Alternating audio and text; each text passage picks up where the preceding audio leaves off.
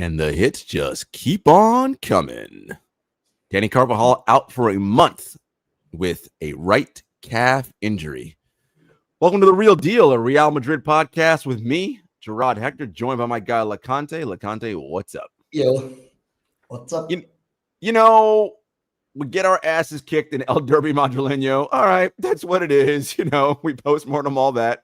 You wake up this morning and it's like, oh, by the way, and your last available right back, he is now out for a month with a right calf injury.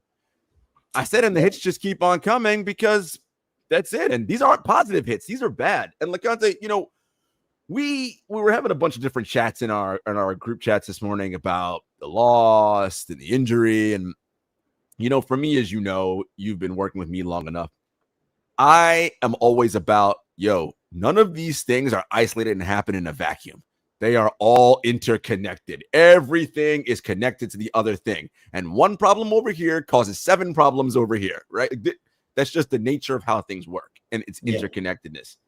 And, you know, with Carvajal being out now with a right calf injury, by the way, folks, that is the same leg that he had the ACL and MCL ruptures on. By the way, he is 33 years old. By the way, right? We have Trent Alexander-Arnold, who's already out, who's a mid-20-something-year-old right back who's been playing senior football since a teenager. So when you add in all the minutes these guys play for club, all the minutes they play for country, this is just the reality of what's happening. And now we have no choice, Loconte, but to move someone like Fede Valverde to right back. But wait, he's already compromised and got problems. So what are the chances he doesn't get injured in the next 4 weeks? Yep. I mean, that's also a problem, right? It's the nature of things that those things are very common in football, especially with schedules like this. Like, it's too much football, really. Like, when players are complaining about football, they're not complaining about having to play, but they're complaining about the health and the level that they're going to play in. And now we're seeing like that. Of course, Carvajal is a little bit of a different case. Even though Alonso kind of did his best, he tried to save him as much as possible. Didn't play against Levante, and Alonso was very cautious with that. Still a calf injury. Now, that's to be expected. Almost a year of football with very heavy injuries. Expecting Carvajal to remain fit from here on for the rest of his career really is a bit huge pressure on him. It's unlikely. It's unlikely to happen. Highly unlikely to happen. Yeah. And we know that calf injuries can lead to other problems on top of it, which can complicate. Achilles. Mm-hmm. Yep. Exactly. Like, that's one of the major things that happens with calf injuries, right? Where you can tear your Achilles and, well, say goodbye to your career pretty much. I mean, not in all cases, but in a case like his, that would probably be like the end-all be-all scenario. So on my timeline, this is my timeline, Trent comes back before him. I think both are confirmed to miss El Clasico as their last game. So kind of like the deadline of them is to return post El Clasico. But by that point, you already know how the fans feel. There's an international break in between coming up after the Villarreal game, which could make things worse or better. We have to see how that's going to be planned. Yeah, it's the compounding schedule and all these different moves, right? This is why I'm always thinking big picture, big picture, big picture. And one of the things that was coming up in our chat was like, oh, but you couldn't have predicted what happened to both our right backs. And I'm like, I firmly disagree with that. Like, I reject that notion 100%.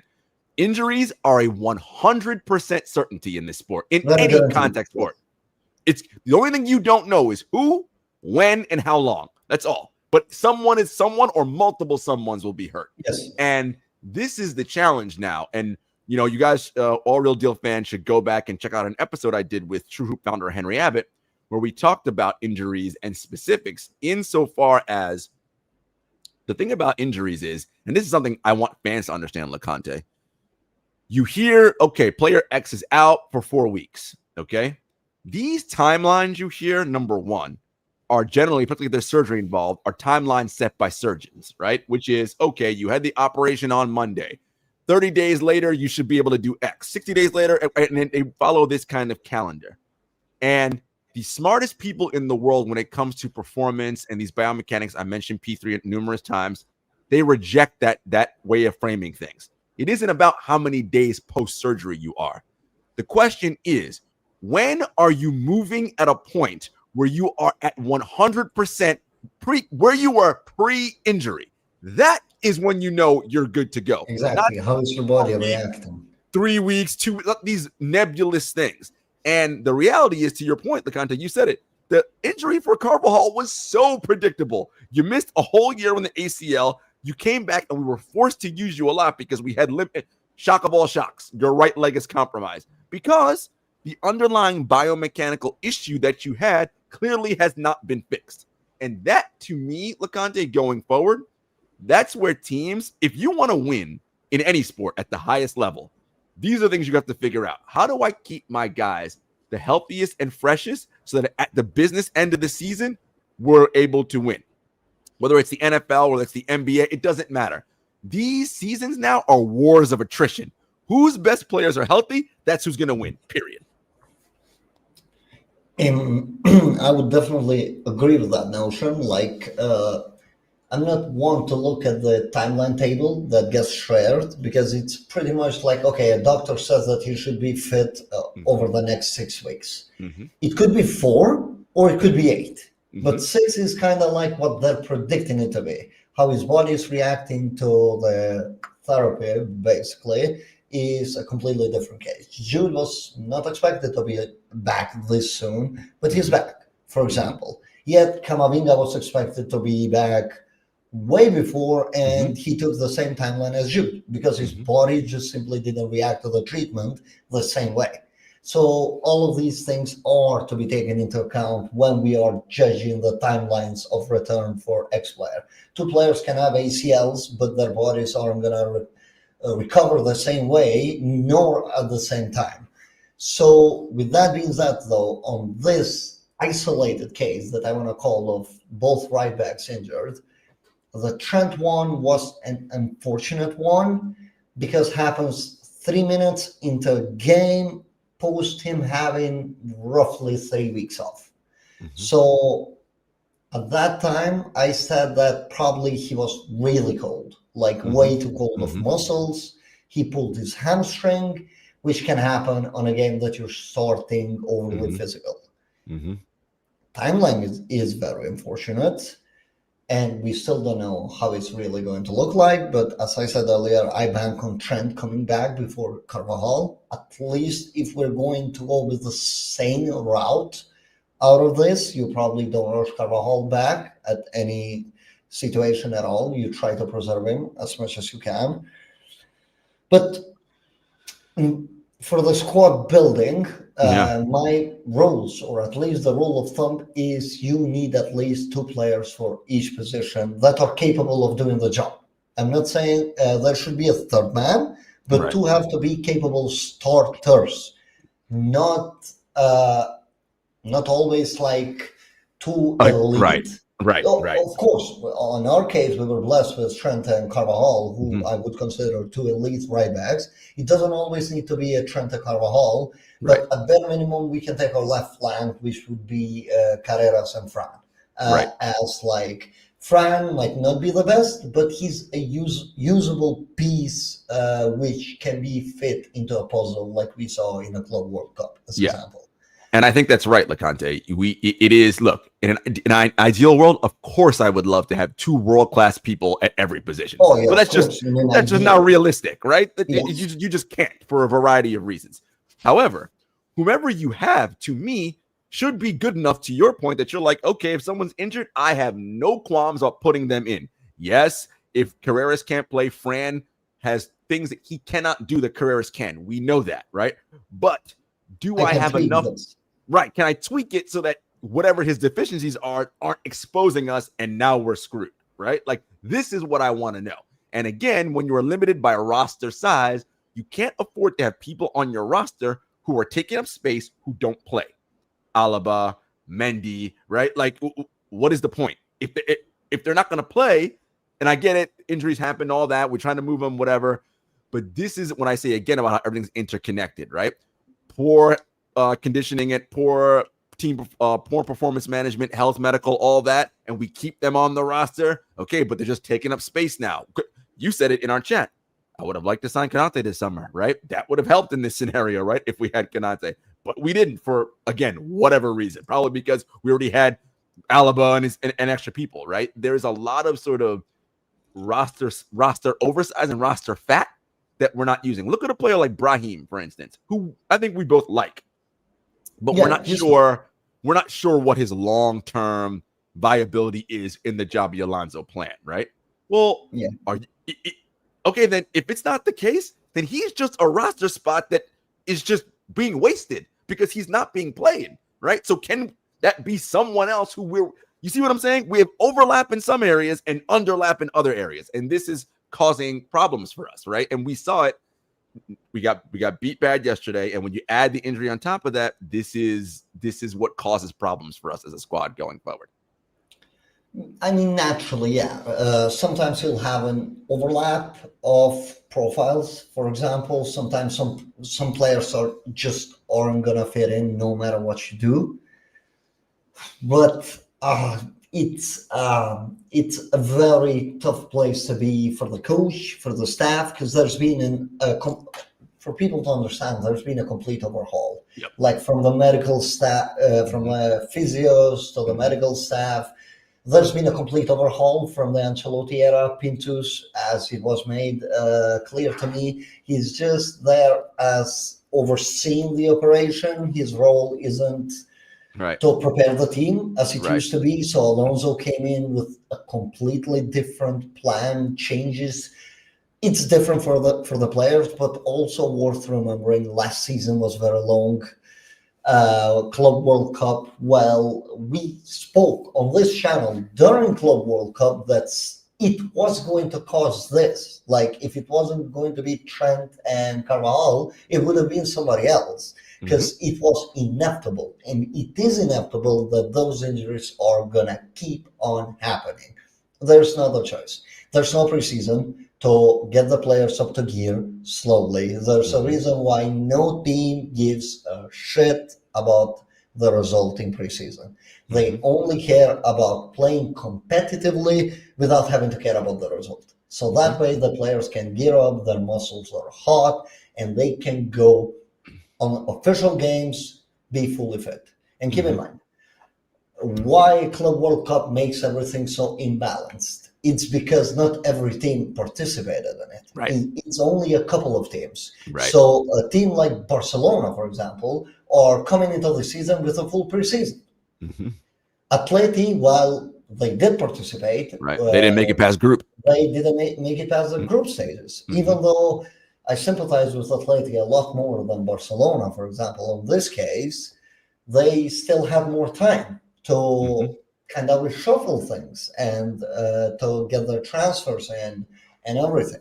While we started our preseason technically on 29th of July, La Liga didn't grant us a week to at least play one more friendly before gearing up. Yeah. And now we're in a position where majority of the teams that were going to play in the league, or pretty much outside of Atleti, every other team, which is 18 teams, they haven't had to go through that. They've gone through a preseason process. They've gone through a lot of changes more seamlessly, easier, while we are also, worth noting, trying to completely overhaul the way how we play in between all of these.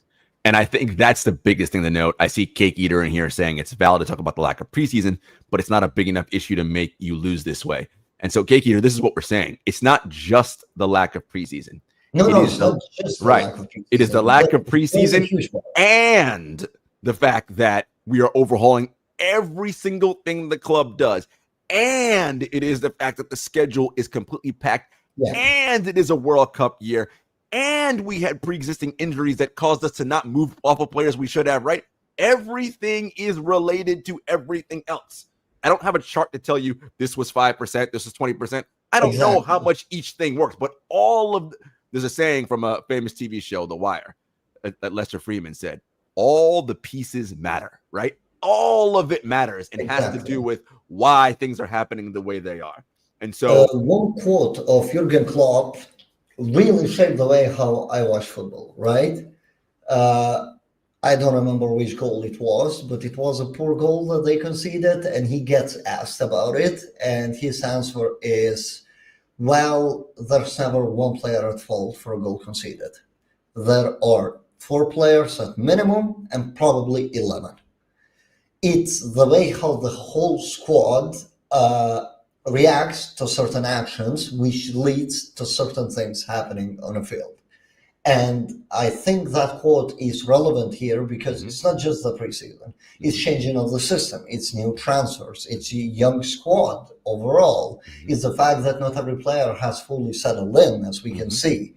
Like, we were pointing this out way before like yesterday's game. It's just the fact that all of those combined to that result in a worst possible way. It's a mental, physical, tactical problem that did show up. It's not one thing. Like Alonso said the same thing after the game yesterday that he said when we were winning. It's a process. It's a slow one, unfortunately. Like, you just can't make, I don't know, like you can't turn a Golf 2 into a Golf 8 just like that. It's going to take you a lot of time, right? That's why you go to Golf 3, 4, 5, 6, 7, and then you get to 8. You're just not skipping steps. Of course not.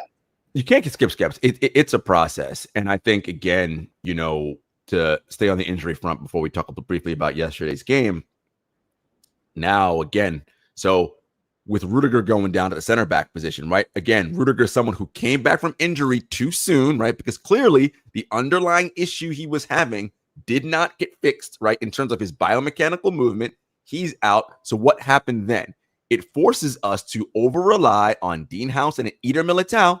Eder Militao, who, by the way, coming off his own 2 straight seasons of ACL tears. Eder Militao, by the way, who will not be playing on Tuesday because he needs to get treatment. And right, so again, domino effect. This is a domino. Thankfully, so now nothing more serious, but still goes to show where he is. It's something, right? Because again, we shouldn't have to over rely on a player coming off of 2 straight ACLs, right? That's a problem, and it's because Alaba's a center back who we can't play, right? Even if you can play him, even if, let's say, that situation gets there, that still means you have to alter Dean's role, system. There are a lot of things that are taking place here. Like, there's a reason why I always said, if you remember, since June, a center back, a right center back more specifically, is more important than a midfielder for me. Because I think that you can coach a team with this quality of midfielders, even if not to a perfect extent, you can still coach it. I don't think you can mitigate the issues that you're going to have with the injuries on the center back role, because Militao could really be the next guy that goes with an injury. Right? Yesterday, it was a contact injury on his ankle where Sorloth kicked him. Apparently, he had way too much pain at halftime, so they just didn't want to risk anything. Thankfully, today, we could see that there's nothing. Still, they're not taking any risks with him. That's positive. But them not taking this many risks with Militao also goes to show where Militao is. They don't fully trust his body as of yet. Yet, he's the only reliable center back outside of Dean on the club right now. Because the other 2 options, as it stands, are David Alaba and Raul Asensio. And I don't think anybody, including Xabi Alonso, likes either of those options. Exactly. Like, Asensio is definitely getting shoehorned because there is no other option. And David Alaba is, well, we were praying to get a Saudi offer. Because I think Madrid had him auctioned for 0, pretty much. No transfer fee, just somebody get him. And he wouldn't go. And he wouldn't go, Yeah, no team was willing to take that. I said on a chat, I've said it before, I never agreed with the fact that Madrid were not aggressive enough for Konate this summer instead of waiting for the next Right. free one. Because financial, I don't know where Konate and his agent would be with it. But again, you'll always have this card of, I mentioned this off air, I guess. Yeah. Lenioro case last year. Everybody lost their mind when we missed out on it. Right, but we got Dean, right? Yeah. This year, we got Dean Holmes. So it's a cycle. Sometimes you can always use this card. You either come this summer with a potential upside of contract renewals, winning trophies, X, Y, and Z, or maybe we potentially move next summer because a shiny new toy comes. And well, we don't have anything, like Madrid doesn't owe him anything. Right. So they could have always played that card in negotiations. And I feel that they were reluctant to do it because he was coming for free next summer. Yeah. And that's a Madrid policy, right? And look, I love that Madrid is so smart business-wise, and their thing is like, why pay when we can get someone for free? And I get that. But at some point, you have to also see, this is the job about being a person within an organization where your job is roster construction and team building. You have to be able to do two things at once. See the short term and the long term at the same time, and understand that, yes, while Florentino would love for us not to spend money and get someone for free, the reality is, as Loconte has said numerous times, we are in a precarious situation at right center back. Yes, it's going to cost us an extra $30 million, but I think we should go in and get Konate now, because when inevitably something happens, we are covered because we have Konate, right? Now we're not. And so now what's going to happen, right? Teams know you're desperate. We're probably not going to do anything in the January transfer window anyway, so that's out. But next summer, right, you're in a tighter situation, right, when you don't have to. And look, I'm not saying it's easy, but this is why you people get paid big bucks to figure this shit out. This is your job, literally. You have to, if you want to be the best club in the world constantly competing for the top trophies, this is literally your job. This is what you get paid for, to be good at this. And you got to make tough decisions sometimes. And also the policy, right, of over 30 years old. Because I'm going to be honest, Van Dijk was there until like late February.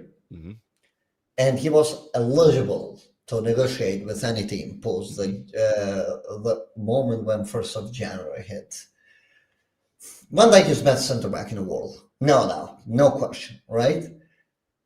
I know that he's a post ACL, whatever.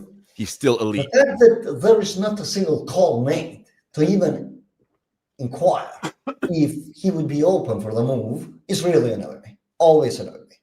I'm like, okay, this is a guy that you can offer 3 years, give him big bucks, at least for 1.5, he's going to guarantee you top level of football. Lo and behold, you can see this season, right? Liverpool practically have 2 center backs available right now. Literally only 2. But Van Dijk is a big reason to why this team is doing as well as it's doing. Well, they lost to Crystal Palace, but I don't look at things as narrowly as that. I just think that Van Dijk is that good. Well, imagine Van Dijk as a partner for Dean Howson to show him the ways. Right? Number one, something you're going to splash money, right, on a young 20 years old. I'm sorry, but are we really going to leave the defense to be led by a 20 years old? Someone with lacking experience, right? Van Dijk could show him the ways. And I will tell you this also. Second thing, and this will lead us into our athletic conversation briefly. With Van Dijk at center back, I bet we handle crosses into the box better. Yeah, right? Exactly. I bet we do. Can literally handle everything, but if he was there, well, I'm sorry, but Vedat Murici goal doesn't come. We're probably right now looking at 2 goals conceded with Van Dijk, if I really want to be honest. And we're talking about a shift to 3 at back, for example. Well, Van Dijk is the perfect central center back. You can slide him with Militao and Dean. You could have done so many things while having injected experience into the team. Because, again, all of this is being interconnected to the Atleti game. A lack of experience played a huge part in managing the hostile environment that Wanda Metropolitano creates. No And doubt. not the first time that we're seeing this, by the way. As No. we saw the more of the old guard leave, Mm-hmm. we've seen more cracks being opened because Oh, those yeah. players just haven't had the battle that the old guard had to go through. The old guard had to suffer semifinal exits after Yeah. semifinal exits Yep. until they broke the barrier in 2014. Yeah. That's It's it, right? not Winning La Decima, right? It took exactly. forever to get there, right? But And I was saying even this. that, look at the fashion that it happened. Look at Mm-hmm. the minute when the equalizer is scored.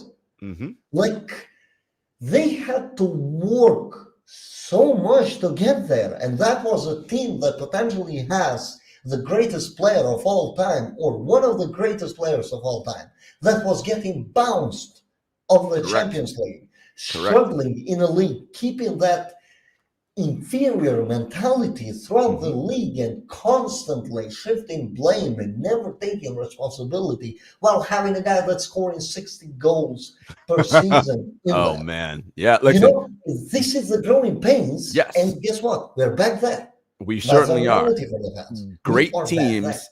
Great teams are forged through fire, right? That's how you build great teams in sustainable winning situations. You have to go through shit and the muck. Guess what? Yeah, we're in the shit. We're in the shit and the muck phase right now. And that leads me into Atleti, Loconte. We talked about it on the post-game show, but I kind of wanted to get some of your takes on this. Look, tactics aside, and we'll get into that.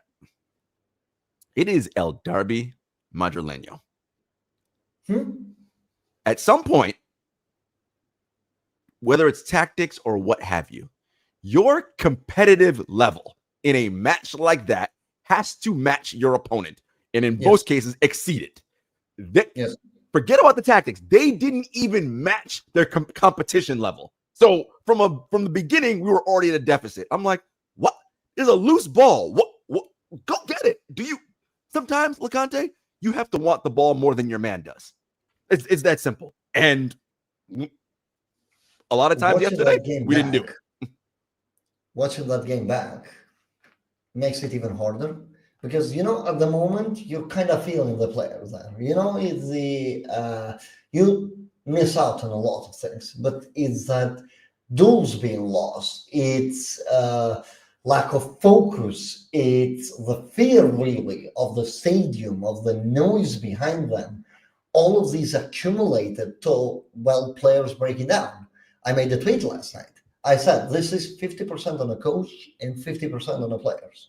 Do I believe that Alonso got a lot of things wrong? Yes. But do I also believe that the players could have done more to avoid something like that? Also, yes. On a preview, I already said that a lot of people are underestimating how good Atleti are because the results just haven't been there. But the underlying metrics were telling the truth. Unfortunately, we had to be the bearers of all of that coming together. But again, when you enter the game 5 minutes in and you're letting the opponents smell that fear, it's like lions smelling blood, right? They're just gonna come and haunt you because they can already sense that you're close and they can eat you. And that's what happened. From the first minute, from the first second that the ball is kicked, it felt that the players have lost. 100%. And again, I want to push back on Cake Eater's comments here, and we appreciate you being in the chat. No amount of philosophy or mentality can hide the lack of basic football and tactical soundness. Look, I disagree with that, Cake Eater, because it wasn't as though Atleti was dominating the ball and pinging it all around. Like, it was literally loose balls and you not being aggressive enough to go after it and beat your man. Like, yes, but I don't think we were tactically bad on the basics. I think we were tactically bad on reacting. The initial way of what Alonso wanted for the game, at least from the things that looked in, wasn't bad. It's just that the players weren't able to do it because, mentally they just couldn't cope with everything that was happening on the field. And Loconte, is that a coach problem? Because I'm sorry, this is Real Madrid. How do you look? I get the fact that you don't know until you were in the situation. Everybody knows that, right? You can experience, right, is the greatest teacher of all. You can tell people a million times how something's going to be until they feel it for themselves. They're never going to know. However, you are Real Madrid. You have to know when you come to this club, you are the biggest matchup on the calendar for every opponent you face, especially Atleti, Barcelona, right? How do you not know this? And again, how are you not just like, okay, look, maybe tactically, whatever, but I got to just beat my man in a foot race, right? I have to be stronger and not get knocked down. Like, I just have to be more solid. Jump. Or jump when the ball's in the air, right? Or not let somebody stand up. Look, it's hard for me, for example, to be rash and harsh on Hausen or Carreras, right? First time they experience this. It's hard for me to be harsh on them. But Thibaut, really? Right. Like one of the greatest goalkeepers of all time folding like that. Come off your line. Because to me, he was the one that folded more than anybody else on the field. Yes, I don't think he was the biggest problem, but he's the most experienced, the most blunt one, the one that has shown that can bail this team out when they make mistakes. He can bail them out. It's not about the saves here, right? It's just that every time he got the ball, he looked to get rid of it. Like you could tell, right? When he got the ball, Wanda was booed, and he was just folding under all that noise. Dean is moving to the sides. This happened multiple times, by the way. You gave an outlet. Carreras too. Yeah, they gave him outlets.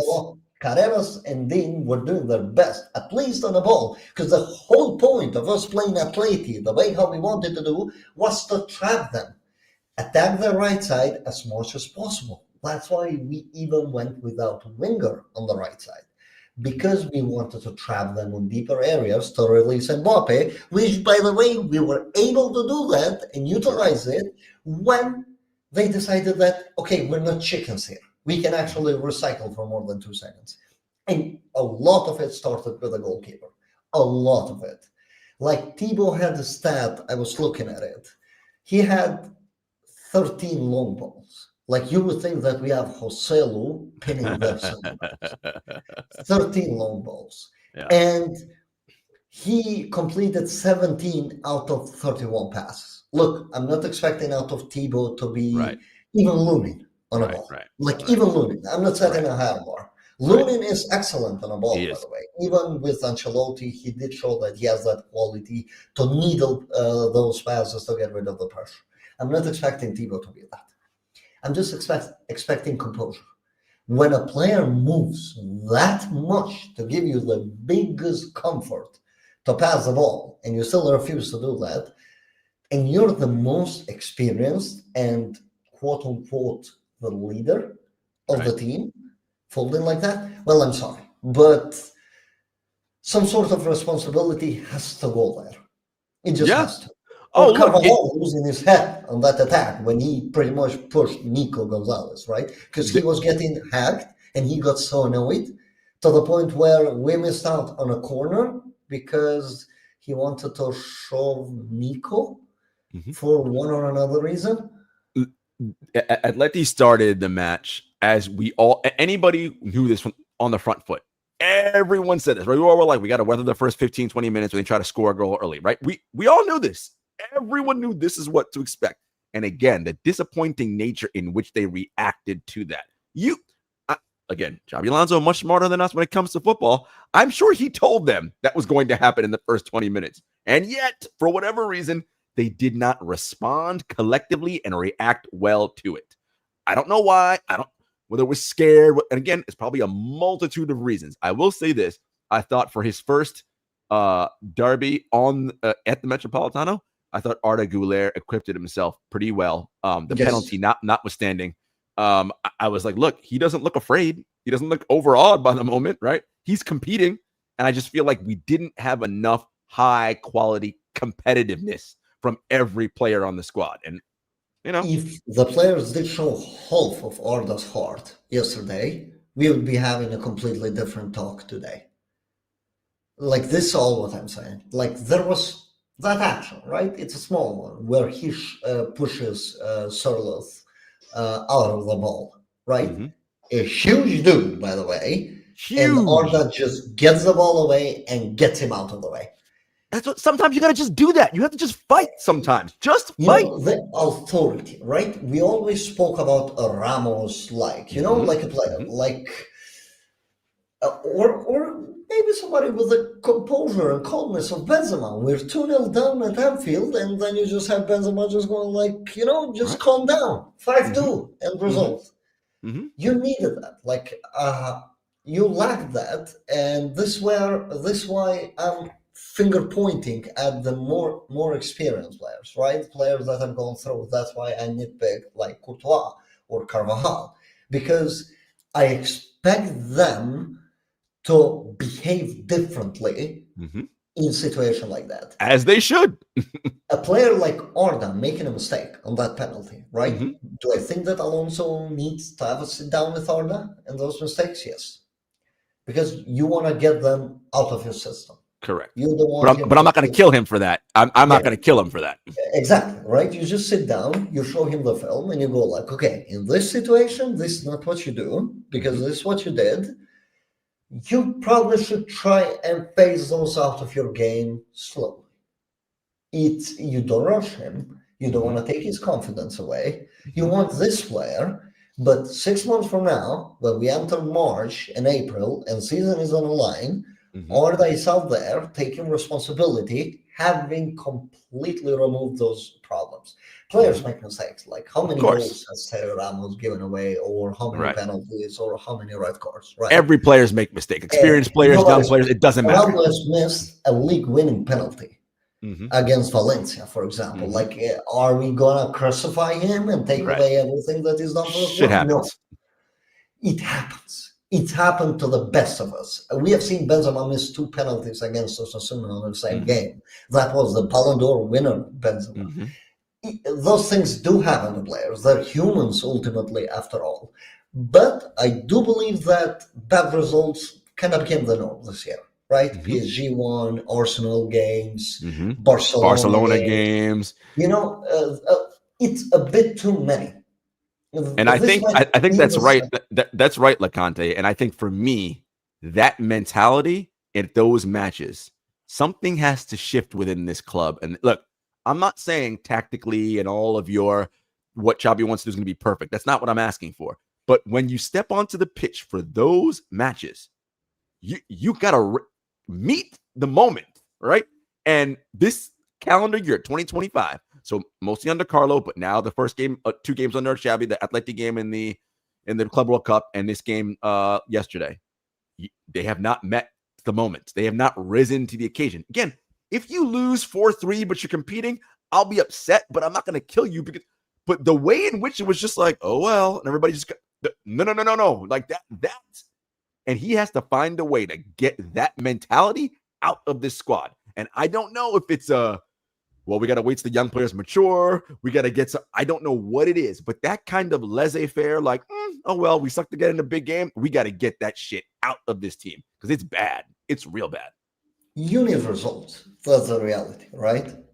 Squad is young, so they need to beat big teams. They need to win against adversity, to taste that. And before they taste that, I don't think there's a way. Alonso can speak to them all day, but before they actually get to live that, before they actually get to live the remontada, before them as a group, some of them have, but none of them being leaders of that. As I said, the old guard is gone. They are gone now. The leaders of these comebacks are gone. So now this new generation needs to learn what the old generation had to learn. Well, don't forget, Mourinho's first season, right? First El Clasico, 5-0 defeat. Yep. That comes 1 week after Ronaldo says, Barca have won every game. Well, we'll see next week. We go next week against them and they beat us 5-0, right? Did the team give up? No. They went to play Barca 4 more times that season, if I'm not wrong, because they played in a league, didn't lose, by the way. In Champions League, Barca only beat us after the red card. Then there's a 1-1 return leg, and then we beat them on Copa del Rey. Copa del Rey, yep. So that's Mourinho's first season, right? It's the first meeting the adversity for the group. Slowly after that, things start to shift, right? Then you have the Bayern Munich heartbreak. They lost away. They came back at home, but just didn't do enough. Again, as I said, the mentality, right? Mourinho decides to drop back. Like even Mario Gomez said that he doesn't understand why Madrid did that. Like 13 minutes in, you're 2-0 up, and you're just suddenly defending. And that's due to, well, they're still not fully confident on themselves that they can pull it off. Right. Then a season after, the Dortmund thing happens away at Signal Iduna Park. Lewandowski scores 4 goals past us. And even though we came very close in Madrid to come back, those were the signs, right? You could see the growth slowly happening. And those players have to go through that process. Now, do I think that this process is going to take as many years as the old one did? Probably not. But we also need to understand that the squad is young. They haven't faced. And it's the same thing with the development individually and as a team works the same way in that it's not linear, right? We said this. Setbacks were inevitable. Now, again, we don't like how the setback looked because the mentality of getting thrashed so badly, particularly on rudimentary, fundamental things in the game. Again, it wasn't like Atleti was sitting here like peak Barca, tiki-taka, going nuts. Simple cross into the box. Oh well, header in, right? Free kick in. Like, these are how they were scoring their goals, right? And again, it was the lack of collective will and fight. But again, this group needs to go through some things. I'm not ready to jump off a cliff. No panicking yet. Look, it's also for Alonso too, right? I think he learned some things from, Cholo outcoached me here, right? These tactics were not correct in this particular manner, right? It's never one thing. It's all the things put together. Again, next month. Oh, we have the call to prayer right here coming out of your or something. That can be heard again, huh? Yeah. There's no way because the window is shut. So I guess we gotta let's make a prayer for Alonso. Next month, we have 2 big matches on the calendar. We have Juve in the Champions League, and we have Barcelona Clasico at the end of the month. Yeah. I mean, Getafe away too. Yes, in the league, which of course will be difficult, which it's its own thing. What I want to see, Loconte, is the process improving. Again, if we lose, it's not going to be the loss that bothers me. It's going to be how did we lose? If it looked like how it looked again yesterday, then I'm like, something's wrong. A major problem is wrong, and we have to fix whatever it is. But if they compete better, and it's like, okay, we lost by 1 goal, we got a red card, okay, fine. But our competitive level needs to be better in those 2 matches, and I'll be watching for that. As a coach, especially as Alonso is right now, right? Normally, in normal circumstances, our players have a 10 hours flight, which they are right now. Normally, flying to the hub system right now. Like, see you at the airport tomorrow. No, Alonso went like, 10 in the morning, I'll see you at Valdebebas because we have to train. Right? This is what happened. And I appreciate that because first speaks of his work ethic as a coach. By the way, leading by example. That guy is leading by example. You have to be the first one there as a coach and the last guy to leave. That seems to be the thing that Alonso is doing and something to appreciate. Is Alonso a human and gets things wrong? Yes. He did. Did he get Derby Madrilena wrong? Yes. Does he deserve criticism for that? Also, yes. Do I think that he's made questionable choices throughout this whole season with the substitutions? Also, yes. But it's a process. It's not linear. Like players don't just jump up a level like that. or they don't really go down like that. You Right. could see a player, for example, like diminishing returns. If we're Right. taking like Valverde as example as a player, we could see Mm. week in and out that he's Mm-hmm. not giving the team enough. Yesterday, that just got exposed massively, but Mm-hmm. we could see that. There are shows, there are clips of us saying it. It's just now, as you said, once October is in and those big games are in, are they going to respond positively to what happened or negatively? Because Carvajal said one thing that I really liked. He said we have to keep this defeat with us for a very long time. It's not something that you go to bed and next day you forget it. Right. No, I think that's why the training session was held. I think it was a reminder of what happened, Yeah. a reminder of Alonso to himself and to the squad that we just got embarrassed in front of everybody, and we cannot allow that to happen again. And I hope right now, as they are mid-flight to Kazakhstan, because they are on the plane in the air right now, not due to land for another million hours. I hope they're Yeah. stewing. I hope they are stewing right now on the plane, embarrassed about the way they looked, their lack of fight, all of those things, and it causes them to react differently. Again, I said it with the content on our Friday show. What I want to, it's always easy to be happy when everything's going well. 7 out of 7, life is good. Whoa, no problems. Yes, and that's true with us in our own lives, right? When things are going well, everything's fine. How do you respond when adversity hits? Well, guess what, folks? Adversity's here. We have no right backs fit. We got embarrassed by Atleti in front of everybody, right? And we're coming into a major portion of our season after the international break with major fixtures on the calendar. How are we going to respond? That'll tell me a lot. If we respond well, okay, I have optimism. If we respond poorly, I don't know what to tell you. How is also the international break going to affect all of this? God. Because look, for all we know, they're genuinely going to react positively to this, right? Mm-hmm. Win the Champions League game as comfortably as it gets, like kind of put the rage out.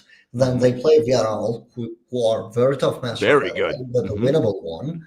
Let's say they play that, they win that fully confidently, like they go like, okay, I'm the big ballsy guy here.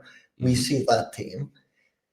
Then they get separated because there's an international break, right? So there's a whole different set line of things happening for them before they regroup again. Or are they going to respond poorly right on the Champions League and against Villarreal? Then the international break kind of serves as that cooling period where they can take their time and really reflect into everything that's happened. Because, well, folks, if any of these players just can't handle it, buckle up, my boy, because it's not going away. The moment when you have decided to put that shirt on, this is not going away. Correct. So if you agree to that contract by Florentino Perez right there, you signed up for this. That's the reality.